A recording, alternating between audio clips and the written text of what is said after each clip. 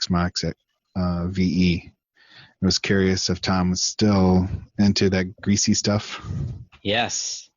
I still like the Zen-based stuff. I've been diving, more and more videos on Zen. It's what runs our stack. We've been, I got featured, well, not got featured, I am featured in the documentation now for Zen. They list me as the Zen server that rebooted XCP&G project. They built a new special documentation site to consolidate all their documentation, and they've been working hard to update it. And they have several of my videos on getting started with Zen now featured as part of the documentation. So, yes, I'm very deep into Zen server still. Yeah.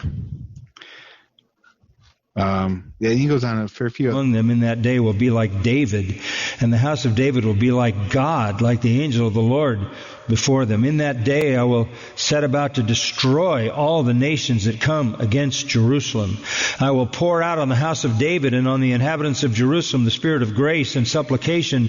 So they will look on me whom they have pierced, and they will mourn for him as one mourns for an only son, and they will weep bitterly over him like the bitter weeping over a firstborn.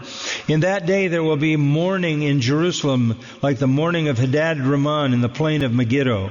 The land will mourn, every family by itself, the family of the house of David by itself and their wives by themselves, the family of the house of Nathan by itself and their wives by themselves, the family of the house of Levi by itself and their wives by themselves, family of the Shimeites by itself and their wives by themselves, and all the families that remain, every family by itself and their wives by themselves. Chapter 13, in that day a fountain will be opened for the house of David, for the inhabitants of Jerusalem, for sin and for impurity. In the end, when the world comes to fight against Jerusalem, God will redeem His people Israel, defeat the nations, and establish His kingdom.